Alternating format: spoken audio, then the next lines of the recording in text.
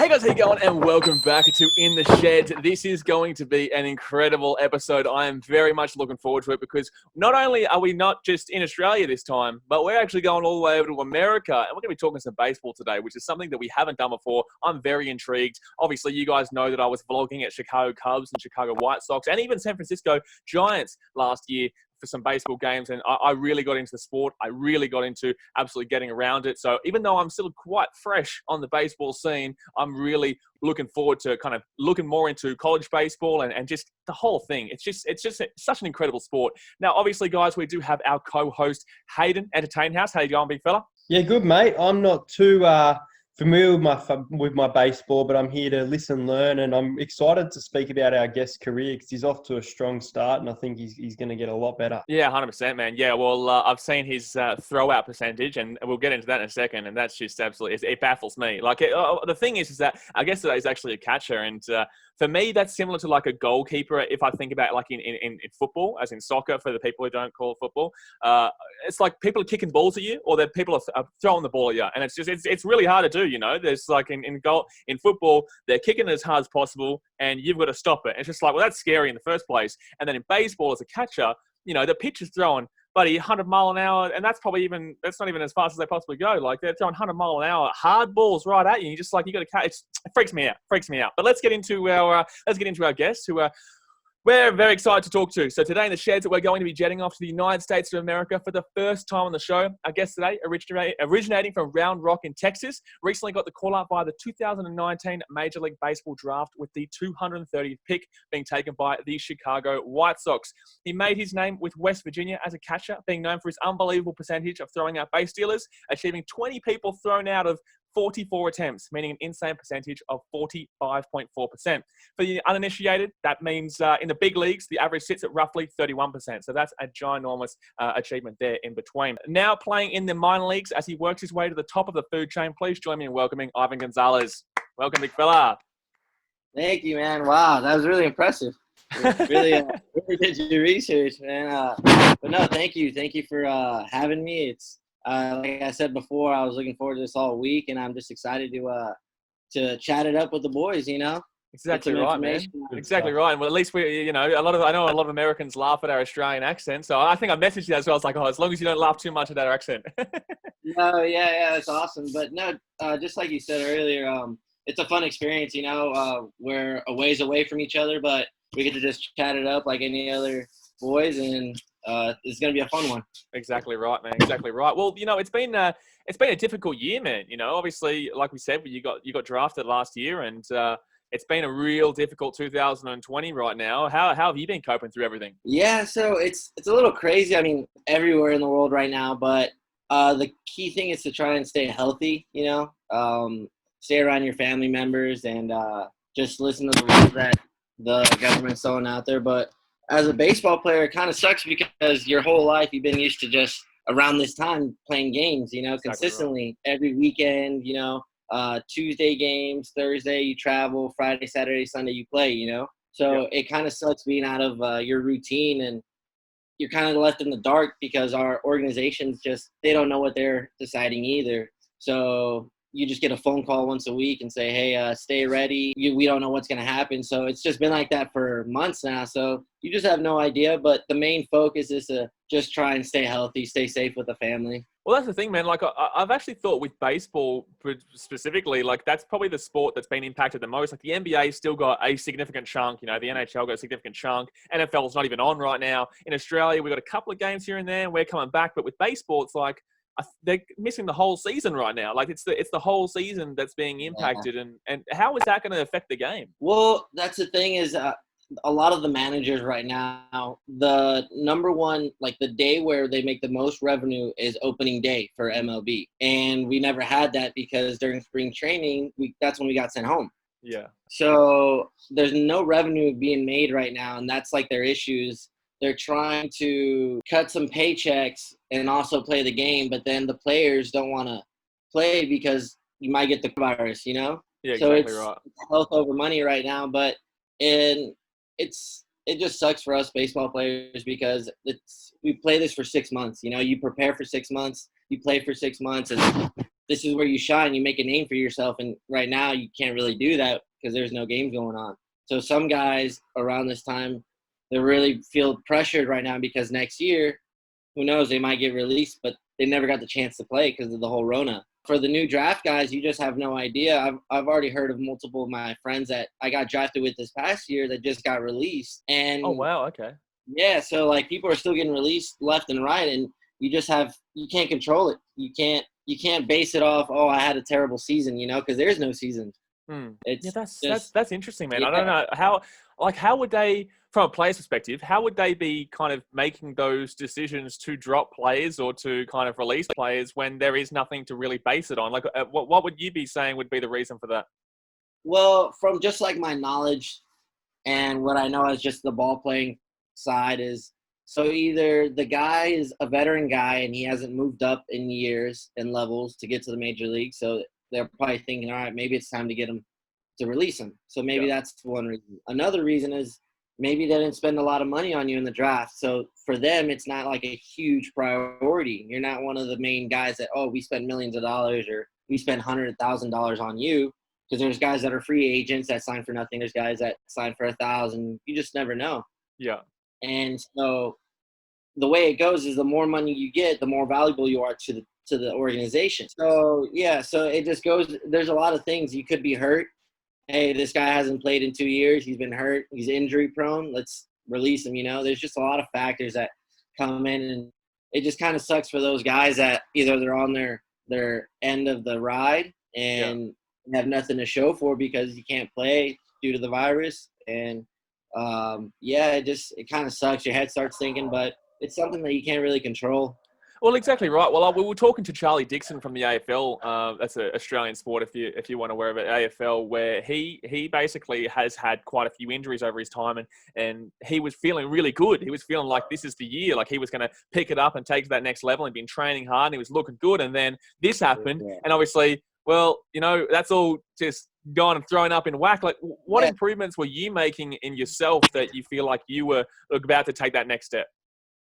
Exactly. I could relate to that. So during the off season, I really worked on getting more power on my bat, driving the balls further, hitting more home runs, just doing more damage.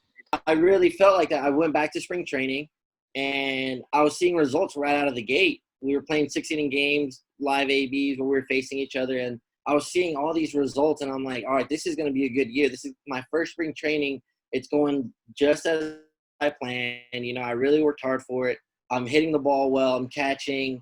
I'm opening people's eyes. And then we just get sent home. So it's like, wow, you put in this entire work for 6 months. You've seen a little bit of a light. You've seen it kind of develop, and all that work is starting to show a little bit. So it's like, all right, I got the momentum for this season. I'm going to go into this season really hard. It's going to be fun. It's going to be exciting. And then one day you get a call saying, hey, everybody show up to the facility at 10 a.m. And then they gave us the boot. They're saying, hey, everyone's got to go home. So it just sucks because all that work, all that sweat, it kind of feels like it's just going down the drain because you're just sitting at home, Well, yeah, exactly. I personally think that as well, and we'll get off this in a second because obviously this is obviously really difficult to talk about because it's affecting so many people. But, especially for a rookie as well, because, these names like, say, Javi Baez and all that, they're playing in the big leagues. They've got their name sorted. They're not getting dropped. But yet when you're playing for the minor leagues, which we'll also get into in a second,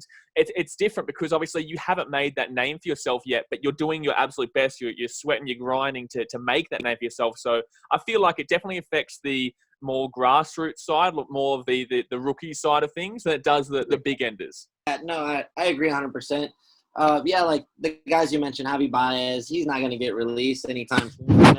He's already made a name for himself. He's a big leaguer. And the only thing that I do think that's really positive about this is, so they said that they were going to extend the big league team roster.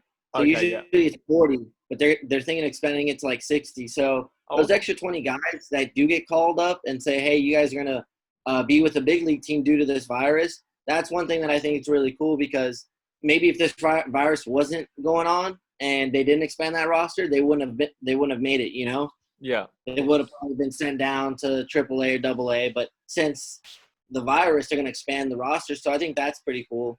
So for those guys that get that extra call up, that would be awesome. I wanted to ask you because, I did. We'll talk about it in a second, but like I did so with the draft and then actually going to the big leagues. I've heard from a friend of mine that says it's usually quite a few years before you actually, begin your Major League Baseball life. Like usually with like obviously with basketball, it's very quick. It's very like if you're first pick, you're straight in. But with baseball, it's like if you're first pick, you're still not going straight in.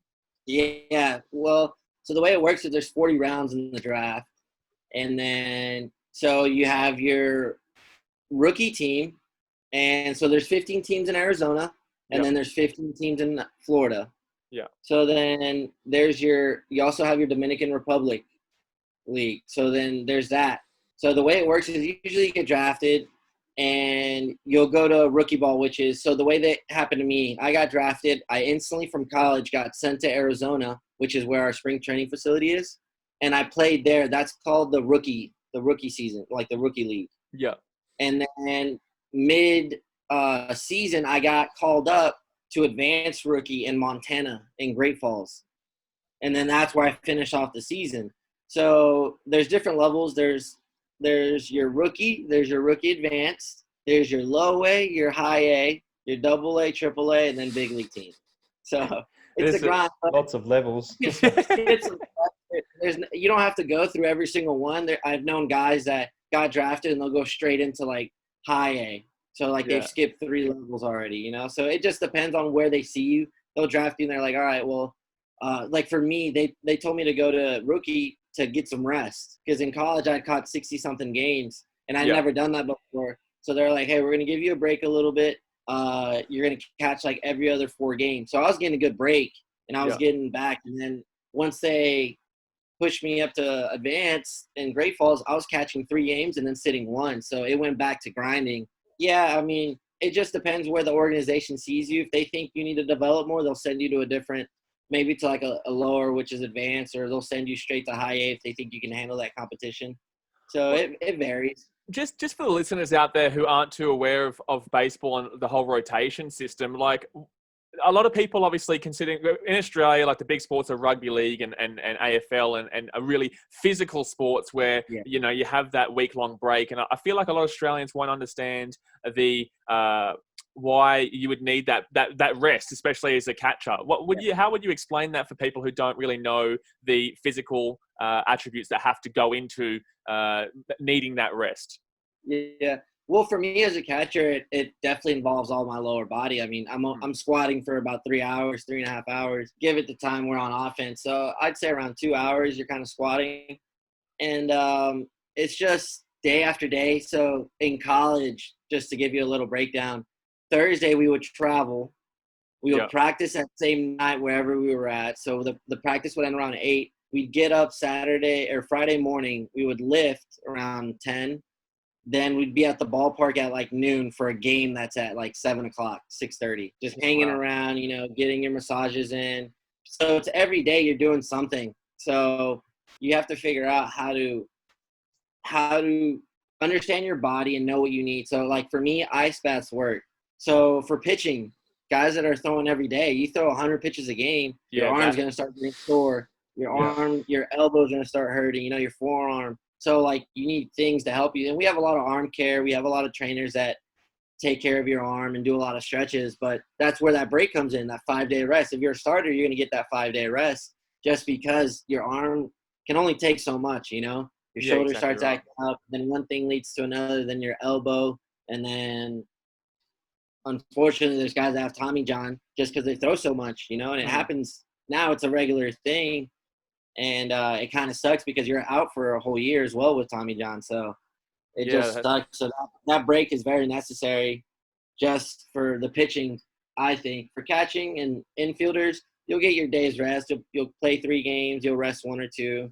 So that's usually what helps out. But so the guys that are really grinding, like everyday starters, those are the guys that get torn down quicker just because they're always going. Well, let's move back to yourself specifically in regards to how you got into baseball, because this is something that I find really interesting as well. Like you're from Round Rock, Texas, correct?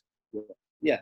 Yep. So You've in got the Texas in the background, haven't you? You've got a piece of home in your room there. I can see it in the left-hand corner. where is it? Oh, there we go. I can see it now. I didn't even notice that. Yeah. So It's actually a trophy, so it's an yeah. exercise trophy. That's awesome. Well, the thing is that like Texas, I was always assuming that like it was a big football state, like with the Dallas Cowboys, the Houston Texans. What made you choose baseball over, say, football or even NBA? Well, I'd have to go with my height there. I'm not your typical like 6-foot catcher. I'm only like 5'9", so I've never really passed the eye test as a catcher. Usually the catchers are 6 foot, 5'10". They're a little stockier, bigger. Yeah. So I've never passed that physical eye test until I started to play. So that's how I let my playing kind of do the talking for me, just because I know right off the bat you're going to think, oh, this guy's not big. He's not as big as this guy. But once we start playing on the field, that's where I do my talking. So I actually picked up baseball from my dad. He used to play just back in El Paso, just pick up baseball, and he kind of just taught me the fundamentals, and I mastered the fundamentals of just fielding, footwork, just basic things you need in every sport, get in rhythm, footwork, have some sort of thing to slow the game down, a little mechanism, just things like that any kind of athlete needs. And after that, it's kind of I just pick little things here and there from coaches that I've ran into that have helped me, whether it's with my swing, whether it's with my throw, whether if it's anything.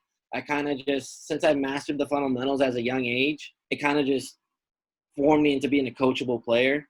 Yeah. But that's how I came up. Yeah, my dad taught me when I was 4 years old, and I played soccer in high school a little bit. I played football 1 year, just for like strength training, and then that was about it. Our high school is actually a big rugby high school. We have a lot of guys that go to Life University. Okay. Yeah, a lot of guys that go to Life University. So, that's pretty cool.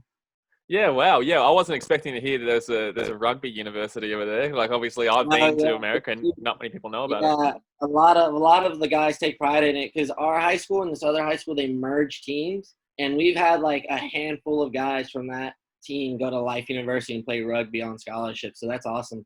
Yeah, wow. Yeah, that's well-known interesting stuff. as, man. That's cool as, especially being Australian. Like, good go rugby. Yeah. But no, what you said you started at 4, and that's insane. And I love what you've just said in regards to you let your playing do the talking rather than your physical attributes. Like, you're not the tallest, you're not exactly what most people would necessarily think a catcher would be, but yet you do the playing, which makes you the best you can possibly be. That's something that I really think is something that a lot of people will be able to respect. Yeah, and it kind of sucks sometimes just because so one thing that I really wanted to do was I wanted to go to college somewhere in Texas.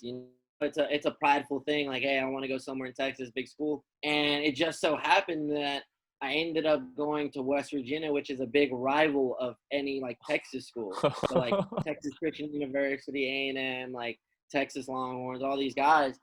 And what helped me is that I just played with a chip on my shoulder. I'm like, so we're playing another Texas team. They didn't offer me. They didn't even look at me. And so that kind of helped me. I always had that chip, and I still have it to this day, right on my shoulder. And it's just, I guess it just keeps you humbling.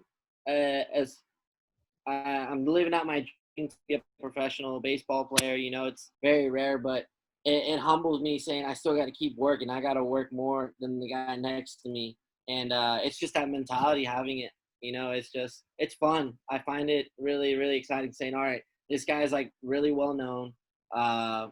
He probably thinks he's better, and then you just outplay him, and it's that satisfying feeling after the game, like, wow, I did something way better than he did, or I'm this much better, and it just gives you an extra boost in your confidence.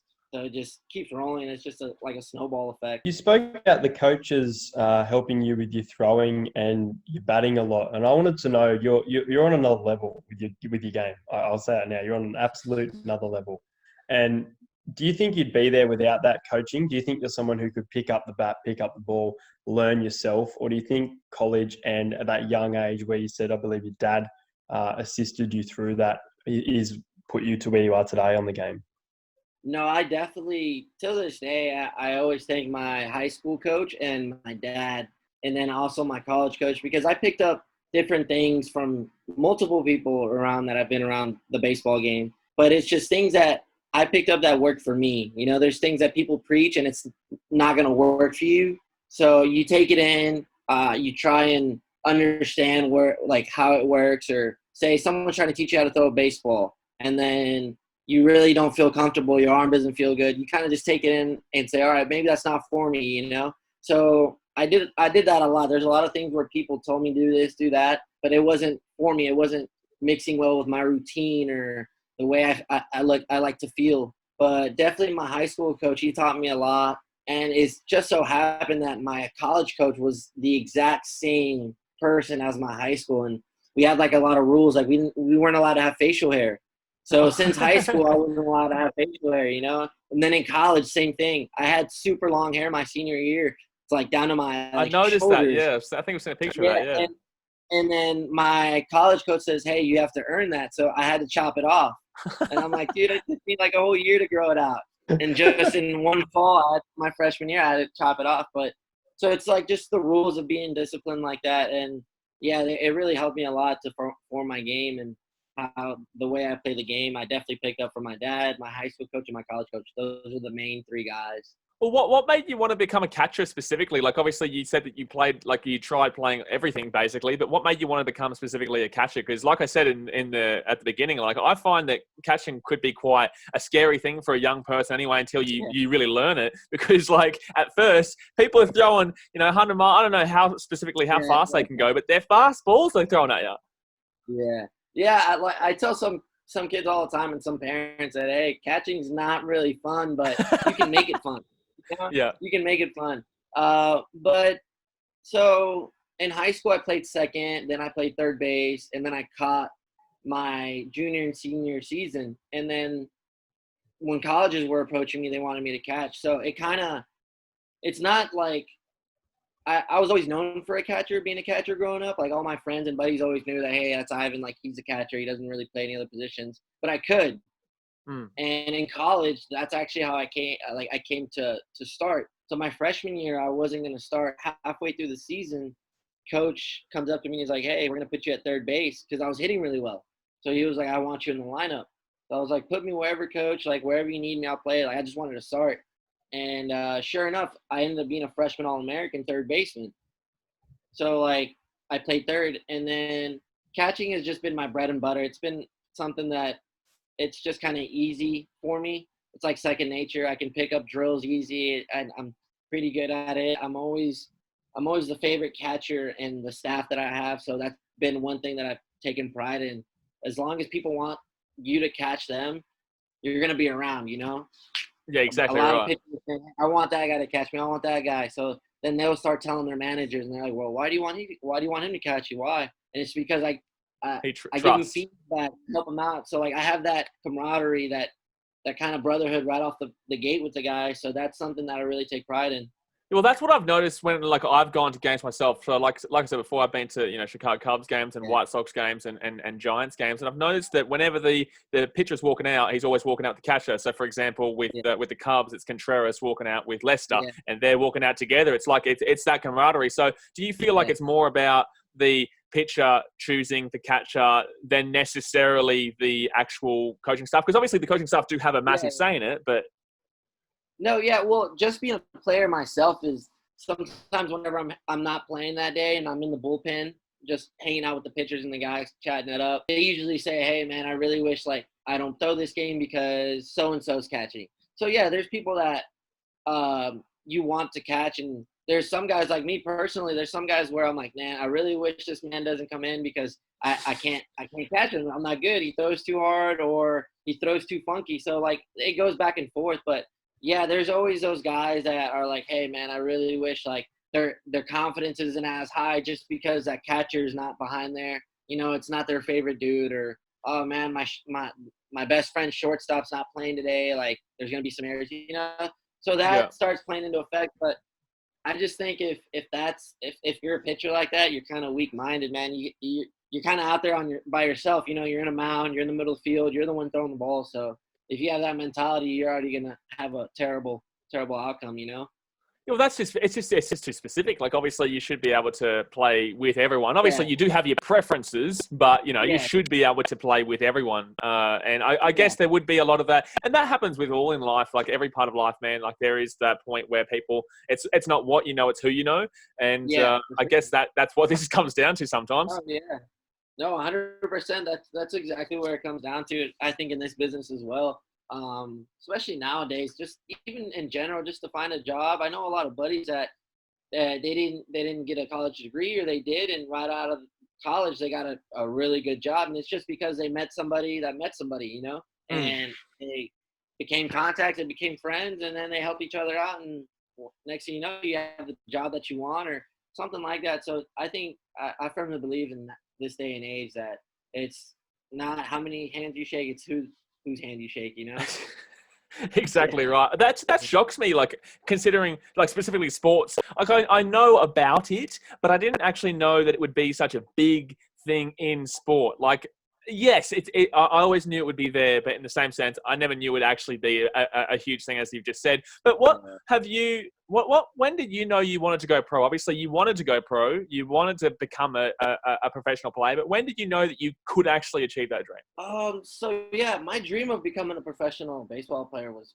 since I was like 4, but I didn't really know that I had the opportunity until I got to college, because even in high school, I wanted to play college ball, but I didn't really know if I was going to be able to get the opportunity, just because of my size and stuff. These big tournaments and just, play hard, try to do everything right, and hopefully I was getting scholarships in. And sure enough, I ended up getting scholarships.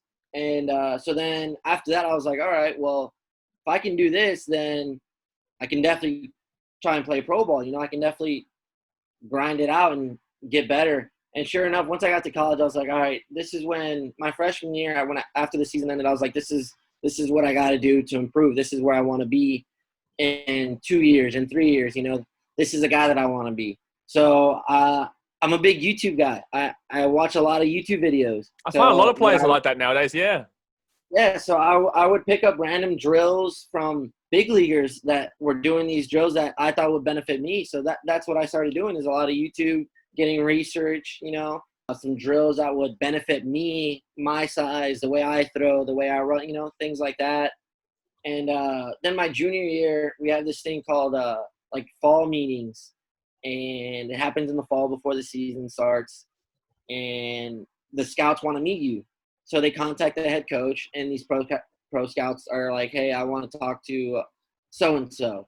And then they set up a meeting for you. So I ended up meeting, my junior year, I ended up meeting with 21 teams. So after that, I was like, oh, I can do this then. If I have 21 teams interested in me that are willing to just talk to me and get to know me, then I definitely have a shot. So after that, I was just kind of keep your head on straight, don't get distracted. And I went to a huge party school, so that was a big distraction.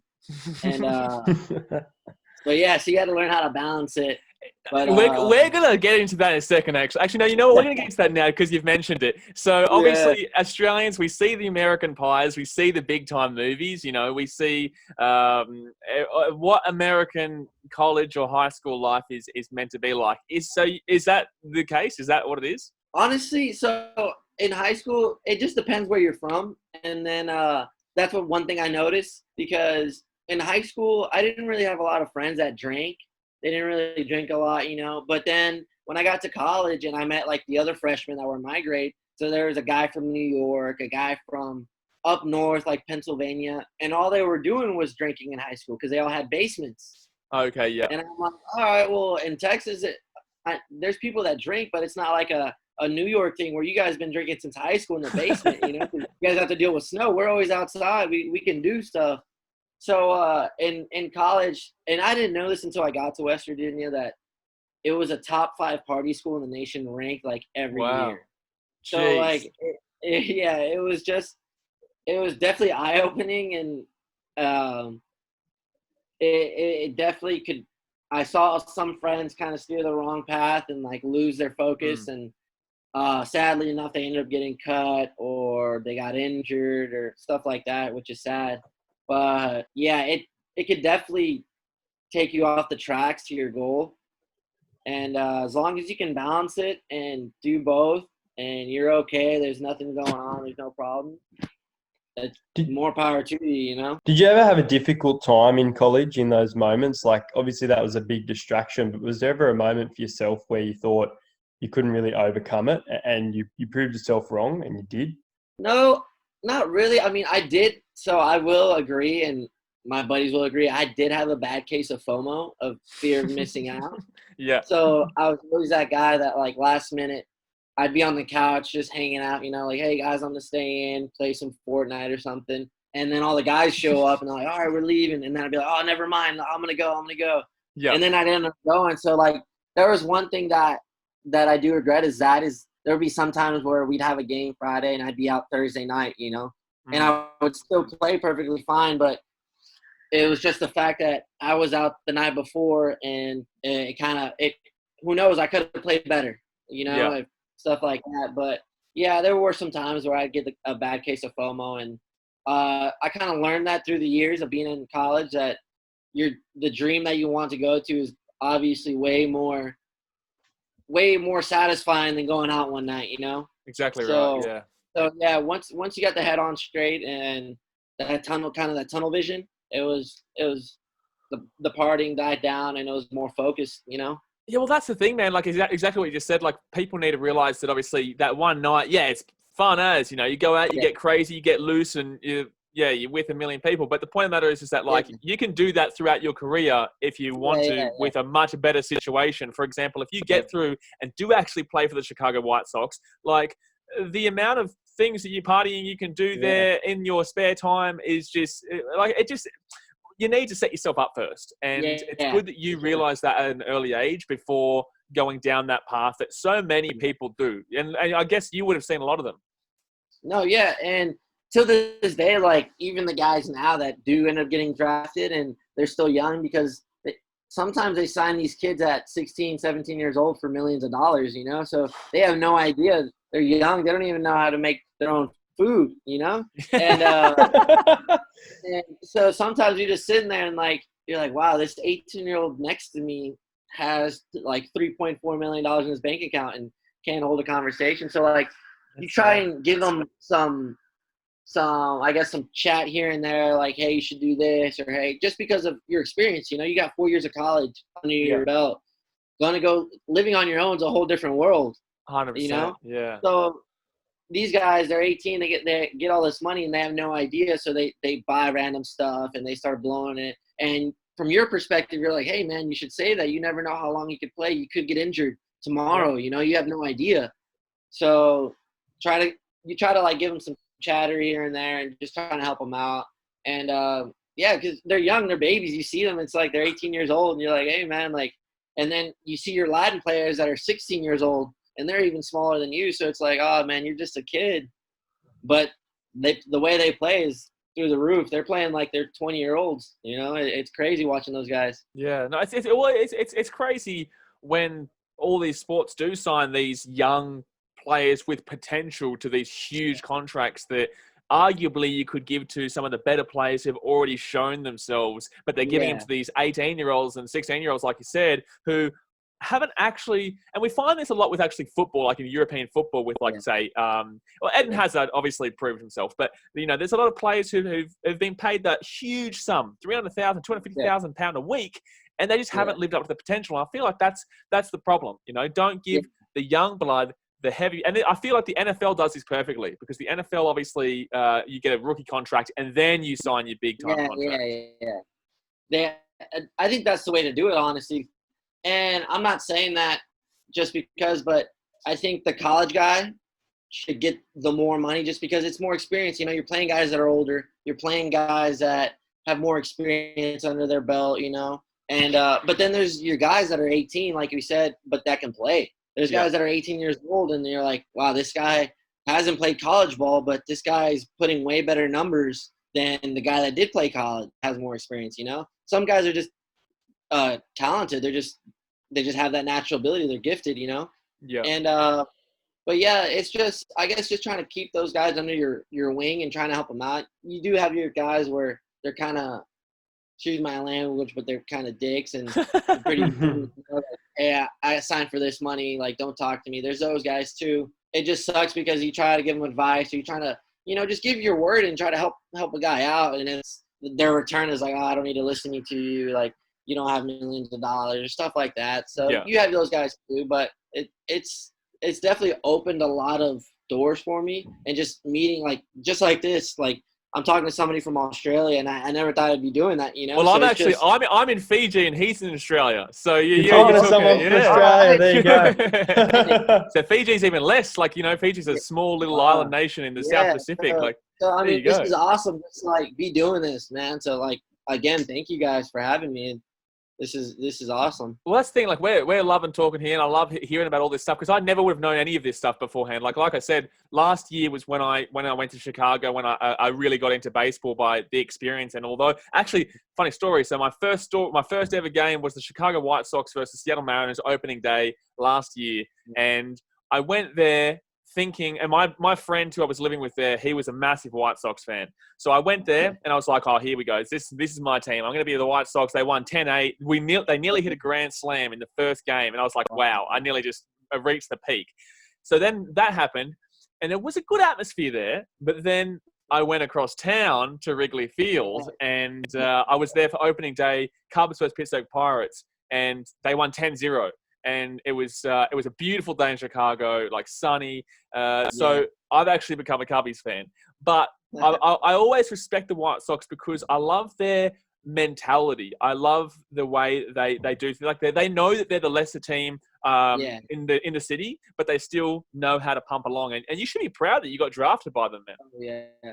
And it's kind of funny because during the whole draft process, I didn't talk to the White Sox. They weren't in communication with me. Wow. And then out of nowhere, I get a call and they're like, hey, we're going to take you. We're going to draft you this next round. And I was like, wait, what? I was just with two other teams that are about to take me, and then the White Sox beat them to it. So it's crazy. And are you allowed to say who those two other teams were? Yeah, so it was the Padres and it was the A's, the Athletic A's. The Padres. The San Diego Padres were going to take me that next round as well. Oh, wow. Yeah, so the only thing that beat them was that the White Sox had an earlier pick. Yeah. Yeah, wow, that's insane, man. So I was excited, and I was waiting for my name to get called up, and next thing you know, I get a call from my agent, and he's like, hey, the White Sox want you. They're going to take you right now. And I'm like, oh, all right, let's go. Yeah, true. Well, that's actually a question I wanted to ask, actually. Like, how long before your name gets read out do you actually know? Like, or do you actually wait for your name to get read out? Or do you, how's that process go? No, it on the TV, on the ESPN, it'll play. So it goes on for 3 days. Yeah. And it'll play the name and then, where you're from, your college. But you personally, so I got a call in the 6th round, in the 7th round, and it was the Padres, and then it was the White Sox, and they're like, hey, we're going to take you this next round, or we're thinking about taking you. And I'm like, all right, well, at that point, you just say, I'm willing to play, I want to so play. They said, we're thinking about taking you. Yeah, so it wasn't a for sure, because these scouts, what they do is they go watch you, right? They have scouts in different regions. They go watch you. Then they're like, all right, during draft, they throw your name on the board. They're like, hey, I really like this guy from this area. Look him up. And then they'll pull up all your numbers. They'll do research, whatever. And so that's how they pick you. They're like, all right. So it's kind of a majority vote. Like, yeah, we want to invest in this guy. All right, let's pick this guy. Yeah. So the agent that called me, or the scout was like, hey, we're thinking about taking you in this next round. Just stay next to your phone. Then right after that, my agent called me and like, hey, the White Sox are picking you right now. And I'm like, what? So I hung up the phone. And I looked up, and there was 4 guys that went before me, and then my name popped up. So I kind of knew, a couple picks, maybe almost a round before that I was going to get picked. Yeah, wow, that's insane. That's insane that obviously that they say we might take you. So a little bit of a teaser, and then that's what it is. It's like, hey, we're thinking about taking you. Just stay next to your phone. We'll call you back real quick, and then they'll hang up. And it's like, all right, well. You're sitting there jittery right next to your phone. Is he going to call me back? Is he going to call me back? And then right after that, as I got drafted, I'm on the phone with the White Sox manager. And then I get a call from the Padres scout. And he's like, hey, man, we really wanted to get you. Congratulations. Go do your thing. he was congratulating me. So that, like, that's cool. It wasn't like, and then he told me, like, if there's anything that you need, let him know. So it was cool. Like, it opens up more doors, even though that team didn't draft me, you know? Yeah, Who knows? exactly There could right. be a trade down in my future where I get traded to the Padres. You never know. Did you feel like it was a dream come true in that moment? Like, Yeah, obviously, oh, you, it didn't feel real at all. Just, I saw my name and I saw the pick, I saw everything, and I was getting all these phone calls, and it was kind of like, I did it. Like, all that work that I put in, it's finally there. But then you get that other wave of like, all right, like, now we got to prove ourselves. Like, now Yeah, we like got this to, is just the start. Yeah. yeah. So you get that second wave, like, days after, like, all right, I want to get to work. Like, I want to go meet these guys. So then you get that feeling, that rush of like, all right, well, now that I'm here, what more can I do? What else can I do? Like, now I have the shot, I have the opportunity. going back to, I think it was 2018 when you were named in the freshman All-America team, you would have been privileged then and it would have been exciting. Did that kind of motivate you to get that spot towards a draft and play at a level where you would reach a goal and go on this path of making Major League Baseball? Yeah, once I started getting those accolades, it was like, okay, I belong here. You know, I belong at the Division I level, top-notch Big 12 baseball. So after that, it's like all my doubts were kind of leaving me because I had a lot of like insecurities. I would always, all right, this guy's bigger than me. This guy's faster than me. I was always comparing myself instead of sitting back and saying, hey, I'm here. Like, I have a scholarship. I have a really good scholarship. I have all these accolades under my belt. Like, this is me. I'm here. This is me. I deserve to be here, you know? So once I that started going for me, it was just like, all right, keep going. There's another level. There's another level. So I started looking at my competition outside of my own conference. So I started looking at catchers from the SEC, from all these guys that I don't play, and I was looking at their numbers and comparing myself to who, quote unquote, were the best in college baseball. So like, there's always that next level of strive, that itch that I have. So that's what's carried me, and that's what's helped me along. What catches do you specifically look at for like to improve your game? Obviously, you've got Yasmani Grandal and James McCann right now, and James McCann's obviously done pretty well since he's come in recently. Yeah. He's obviously a fresh talent as well. Who do you look at for inspiration, and even when you're in your college days as well? So the guys that I really look at, just personality wise, and people that I've got to talk to. And Yasmani's one guy that I've actually studied before I even got to meet him. And just because he's really good behind the dish, he steals strikes very well. His camaraderie with the pitcher is very well. He knows how to talk to him. He knows how to help him out during different situations. And so I used to look up his drills and the way he moves behind the plate a couple times. Obviously, Yadier Molina, he's the best in the game. Yeah. So I try to take some of his techniques and use them in drills. Salvador Perez, I know he's a bigger guy, but some of his drills are really nice. Austin Barnes, it's kind of those guys, but mainly I'd say Yadier Molina. And obviously I'd have to go with Ivan Rodriguez. Okay, yeah. Well, I'm still waiting for my boy. I'm still waiting for my boy Wilson Contreras, mate. Wilson Contreras, mate. Is really good. Yeah, Wilson Contreras is really good. He's got an arm. And I'll always remember because I was at the game last year. I think it went for like 16 or 17 innings, and he hit the winning home run, and it was just like I love Contreras. He's just a phenomenal catcher, man. Yeah, he's awesome behind him, and Javier Baez up the middle. Gross. Those guys are really good. I was going to say, how big of a change was the coaching and training coming from college to the minor league team? Because obviously, as we've explained through the podcast, for those who are listening who aren't aware, you don't go straight to major league. You go through that minor. Does the coaching structure and the training change, or is it all kind of similar? No, it's all kind of the similar thing. You know, you have your early work where you go and hit extra with the coaches and stuff. The only thing that changes is, all right, they look at your swinger and they'll tell you, how can we make this a better? So you'll tell them like, hey, I want more juice. You know, I want to hit long balls, you know, chicks dig the long ball. I want to, I want to bunt better, stuff like that, you know, and they'll help you. They'll give you drills and they'll talk to you. So the training becomes more one-on-one when you get to pro ball, I think, in my eyes, because in college, you have groups, you have your timelines where, you've been at the field for too long. You got to get out before compliance comes and our coach gets in trouble. You have guidelines like that kind of stop you from getting more information just because the coach can't just focus on you. In pro ball, there's hundreds of coaches. There's guys everywhere. There's managers. There's base running coaches. There's coaches for hitting just specifically. There's coaches for out, like anything. So you can look to your left, look to your right, and you can choose, all right, this guy's a 15-year big leaguer that was an all-star for 3 years. Let me go pick his brain, or then you got your student coach that just got released, but now he's a coach. So he's fresh. Let me go pick his brain, So it's like you get your different information from different people, and it just keeps adding on to your arsenal, which is really cool. You just come back.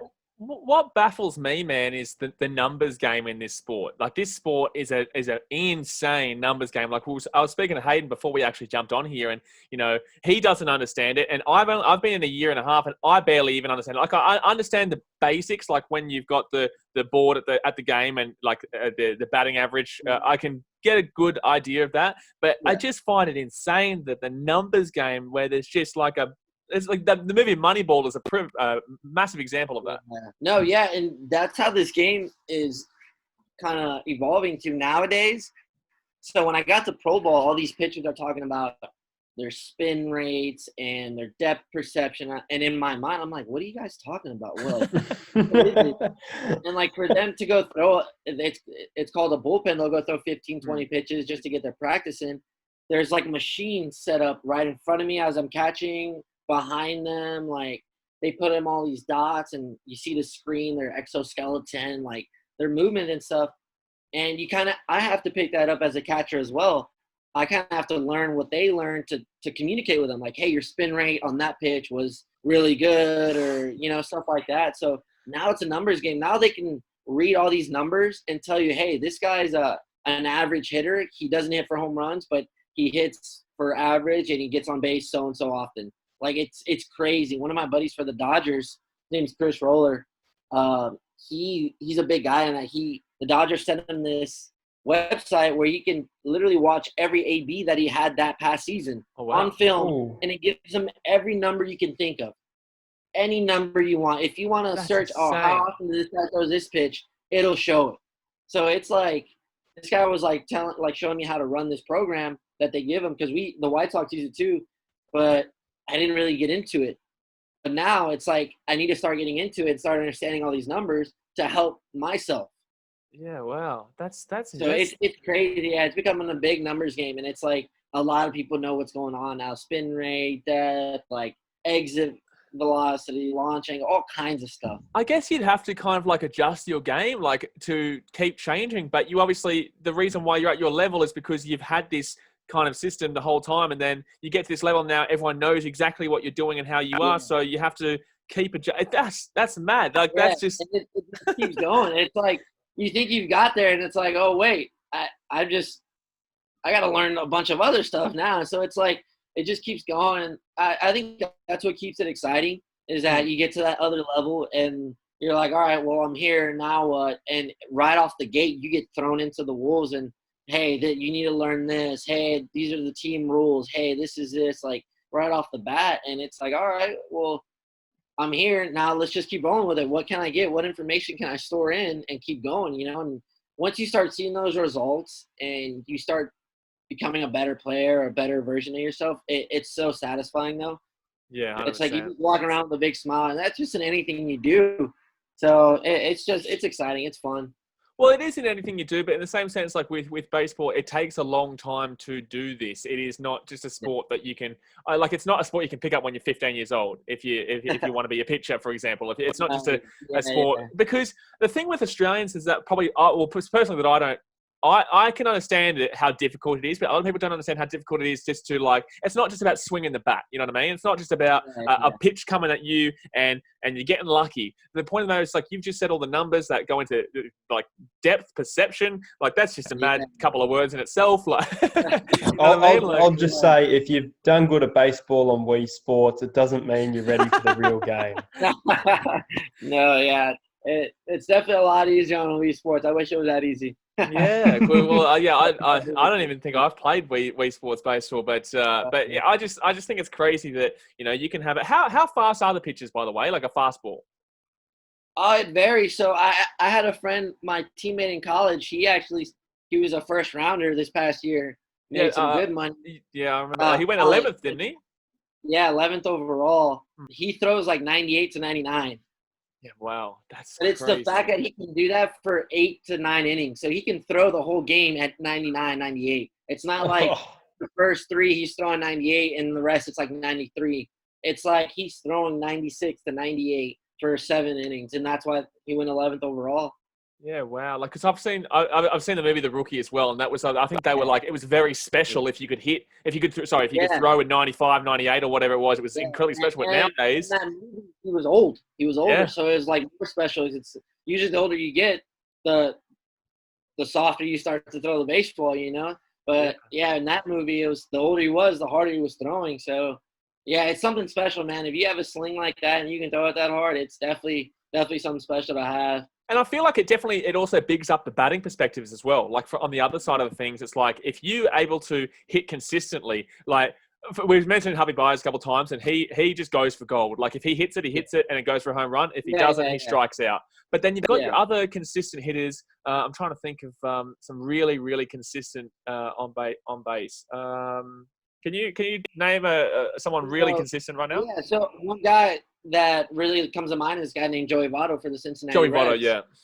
Yeah, so his thing, Javi Baez is a big hit or miss guy. He's going to get his hack off, his swing off. He's not going to change, which is – there's guys like that. And then you got Joey Votto where he's going to get his swing off, but once he gets to that 2-strike mark, he chokes up on the bat – or Anthony Rizzo. Rizzo, yeah. He chokes up on the bat. And then he creeps up to the plate and he gets on the plate with 2 strikes, and his swing turns into, instead of swinging for the wall, it's more of a defensive swing. Just put it in play, So there's those guys that do that as well. And that's something that's really nice to pick up on is you want to be that hard out to get as a hitter. You want to be that so-called gnat that's just annoying, that's in your face. Yeah, Joey Votto definitely is that type of guy. Like I know with the Cubbies, he always finds a way to get us somehow.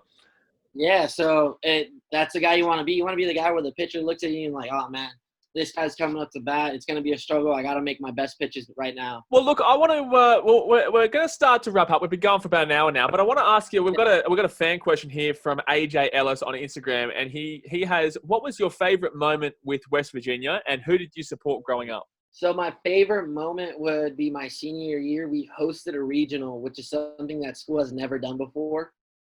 So yeah, we made history and we hosted a team. We made it to the championship game, but we ended up losing. But that was my favorite memory is, I mean, we'll go down there on the history books. That team will, because we did something that school had never done before. Yeah. And then somebody that I would look up and admire, I'd have to say there'd be a good amount of people, but a person that I really, really admire, I'd have to say my parents. My parents have sacrificed so much for me to travel, for me to go to places, and I'd definitely say my parents. Well, I think, parents are always the ones that majority should obviously hopefully look up to, because there are a lot of people who don't have that luxury, and that it is a luxury to have really quality parents that do everything to get you over the line. And obviously, your parents have done a phenomenal job to get you to where you are as well. So it's a real good testament to them. But who also, I think you asked, who did you support? Like, who was your baseball team growing up? My baseball team growing up it would change. It'd go to all basic players, but at one point it was the Texas Rangers. When Alex Rodriguez was there, it was like an old team, but I just love the colors, red, white, and blue. Their jerseys were nice. It was the Texas team. So I grew up watching them, the Rangers. Yeah, of course. All that. Yeah, well, they were quite good back then too, weren't they? Yeah, back then they were pretty good. They had like an all-star team, and then I don't know what happened, honestly. I don't know what happened, man. Oh I man. couldn't tell you. It's like the I'll tell you. Cowboys, man. I'll tell you what, Ivan. I support the Boston Red Sox. It's a weird little Oh story. no. Nah, shush, Oh mate. no. Here we Shush, go. mate. It's a weird little story, but like you have people you look up to in high school, and I looked up to my librarian, and my librarian would always bag on in these like school meetings about how much her love for the Red Sox and trying to win championship and all that. And she passed away about 6 years ago, and I think after that it kind of built into me. So that's who I support. It's good that The you've Red stuck Sox. with Oh, someone That's like no. that. awesome. How it ties you into a team. Sports, man. Sports is crazy. It leads you all kinds of places everywhere. 100%, man. Well, that's the thing. Like with me, like my YouTube channel is a game day experience vlogging. So I go to the games and film on behalf of the fans' perspective and talk to the players and talk to the fans and just show off the experience. And you know, it was such an incredible experience getting to go to the NHL. Like that's just another level. Like I've never experienced something so wild in my life. Then we've got the baseball with the Cubbies. Like when you hit a grand slam, we hit a grand slam against the Cardinals, and I'm so glad you didn't say you're a Cardinals fan at any stage. But we hit a grand slam against them, and that atmosphere was nuts. I went to the basketball. Like it's just American sport is just so everyone gets around it, and even though your team might suffer in fans occasionally, depending on your results, it's crazy how Americans, just like Australians, absolutely love all their sport.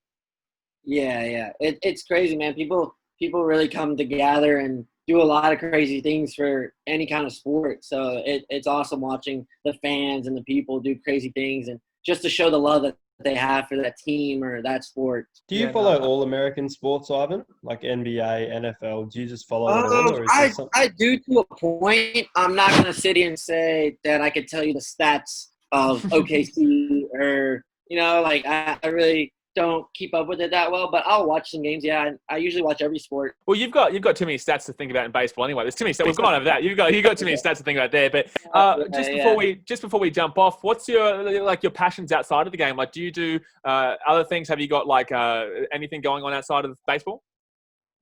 So one thing that I love doing, I love paddleboarding. I love being on the water. Yeah, so nice. I love paddleboarding. I mean, lately we've been going on the boat with my buddies. We'll go on the boat, on the raft. Big Netflix guy. I love watching TV shows. I'm a big Game of Thrones guy. Oh yeah. Except for the last season. Don't get me started. That's a conversation we'll save for later. But yeah, I'm a big family guy. I love being around family and friends. I kind of just do whatever. If a friend wants to go do something, I'll go. I'm that guy that just tags along, does whatever. Yeah, FOMO, man. Fear of missing out. Exactly right. Yeah, seriously. Well, anyway, man, obviously, you know, this has been absolutely incredible. Like, we've really enjoyed having you on. You've been our first American guest, and we've learned so much about the game of baseball and just about America in general as well. So, massive thank you to Ivan Gonzalez for coming out. We'll put all these links to his social media in the description below, but thank you so much for coming out. Thank you guys for having me. Hopefully we can do this again and just chat it up, you know? Well, 100%, man. I was actually thinking maybe like when baseball does come back, if you're not obviously too flat out, but like maybe if we wanted to talk about what's going on in baseball right now and just have a bit of fun. If that happens, yeah, I'll give you a text or something and we can set something up. Too easy, brother. Awesome. Cool. Awesome. And Hayden, obviously, Entertain House coming along as per usual. Thanks for joining us. For even though you're not a big, like a massive baseball enthusiast, you know, I'm sure you learned a lot today. Yeah, like you, I really want to go to America and experience that sport. I've learned a lot today, and I think my respect for American sport will grow. But Ivan's a fantastic player, and learning about him was great. And good luck with the White Sox when you get there, mate. Yeah, hopefully soon. Yeah. Hopefully. Yeah, well, White Sox, if you listen to this, get him in. He's going to partner Jose Abreu very soon. But anyway, guys, thank you for watching and listening. If you're on Spotify, iTunes, Stitcher, or TuneIn, thank you very much for listening. And if you're on Big House Sport YouTube, thank you for watching. We do really appreciate you. If you're not subscribed yet, obviously go down there, hit the subscribe button. Also, we do have the In the Sheds podcast clips page, which I'll pin a comment below so that you can go and subscribe to that. That's little snippets of the individual episodes where we have like specific discussions, so you guys can have the smaller versions as well. Also, obviously, go and follow us all on Instagram and Facebook, the likes, and obviously hit the thumbs up button. That's the main thing. Got to hit that thumbs up button so we know that you're enjoying this content. But that is going to do it for today, guys. So thanks for watching. Catch you later. See ya.